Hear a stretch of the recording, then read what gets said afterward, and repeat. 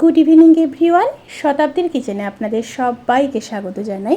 আজকের রেসিপি হাতে মাখা কড়াই চিংড়ি কাসুন্দি। রেসিপিটি সম্পূর্ণ আমারই ইনভেনশন। সত্যি কথা বলতে কি, এই রেসিপিটি এতটাই সুস্বাদু হয় যে এক পদেই পুরো প্লেট খালি হয়ে যাবে। চিংড়ি মাছের বিভিন্ন রেসিপি হয়ে থাকে, কিন্তু এই রেসিপিটি আমার কাছে সেরার সেরা বলে মনে হয়েছে। অবশ্যই ট্রাই করবেন। তাহলে চলুন শুরু করা যাক আজকের এই সহজ এবং সুস্বাদু রেসিপি। প্রথমে কড়াইতে দুটো বড় সাইজের কেটে রাখা পেঁয়াজ দিয়ে দিলাম, 1 চামচ গ্রেটেড রসুন দিয়ে দিলাম, হাফ চামচ আদা বাটা দিয়ে দিলাম, একটা বড় সাইজের কেটে রাখা টমেটো দিয়ে দিলাম, সাথে একটা বড় সাইজের কেটে রাখা আলু দিয়ে দেব, কিছুটা ফ্রেশ ধনেপাতা দিয়ে দেব,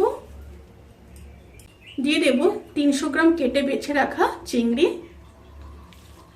এই রেসিপির ক্ষেত্রে চিংড়িগুলোর খোসা পুরোটা ছাড়িয়ে দিলে ভালো হয়। সাথে দিয়ে দেব হাফ চামচ লঙ্কার গুঁড়ো। লঙ্কার পরিমাণটা আপনারা এখানে কমাতে কিংবা বাড়াতে পারেন। কাশ্মীরি লঙ্কার গুঁড়ো দিয়ে দেব 1 চামচ, হাফ চামচ জিরের গুঁড়ো দিয়ে দিলাম, পরিমাণ মতো লবণ দিয়ে দেব, আর দিয়ে দেব 3 চামচ কাসুন্দি। এই রেসিপিটি অবশ্যই যেই কড়াইতে রান্না করবেন সেই কড়াইতেই মেখে করবেন। সাথে দিয়ে দেব বেশ কিছুটা সর্ষের তেল। এবার হাত দিয়ে খুব ভালো করে মেখে নেব। টেস্ট ব্যালেন্স করার জন্য হাফ চামচ চিনি দিয়ে দিলাম। চিনিটা যদি না চান তাহলে স্কিপ করতে পারেন। আমার মনে হয় এই রেসিপির ক্ষেত্রে একটু চিনি দিলে ভালো হয়।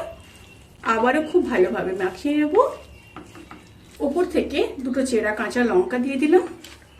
লঙ্কাটা এখানে আমি কাঁচা পাকা ব্যবহার করেছি। হাফ চামচ হলুদ দিয়ে দিয়েছি, হলুদটা স্কিপ হয়ে গেছে।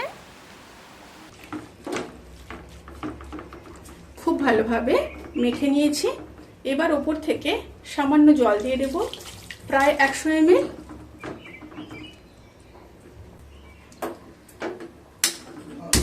এবার গ্যাসের ফ্লেমটাকে অন করে দিলাম। অন করে দিয়ে ফুটে আসা পর্যন্ত অপেক্ষা করব। তরকারিটা যখন ফুটে আসবে তখন এইভাবে একটু নেড়ে নেব। এবার লো স্টিমে ঢাকা দিয়ে 20 মিনিট রান্না করে নেব, যতক্ষণ পর্যন্ত সমস্ত উপকরণগুলো ভালোভাবে সুসেদ্ধ হচ্ছে।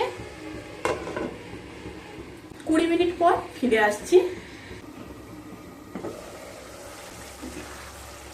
এই রেসিপিটি কিন্তু প্রায় হয়ে এসছে। এবার যে জলটা আছে একটু শুকিয়ে নেব। এটা একটু গা মাখা হবে, তবেই কিন্তু খেতে ভালো লাগবে। এবারে স্টিমটাকে একদম হাইতে রেখে জলটা শুকিয়ে নেব। প্রায় হয়ে এসছে। এবার ওপর থেকে কিছুটা কাঁচা সর্ষের তেল দেব, আবার একটু মিশিয়ে নেব। এবার গ্যাসের ফ্লেমটাকে অফ করে ঢাকা দিয়ে 5 থেকে 7 মিনিট স্ট্যান্ডিং টাইমে রেখে তারপর সার্ভ করব। রেসিপিটি কেমন লাগলো প্লিজ কমেন্ট করে জানাতে কিন্তু ভুলবেন না। যদি ভালো লেগে থাকে তাহলে সাবস্ক্রাইব করে পাশে থাকা বেল আইকন প্রেস করে নোটিফিকেশান অল করে রাখবেন।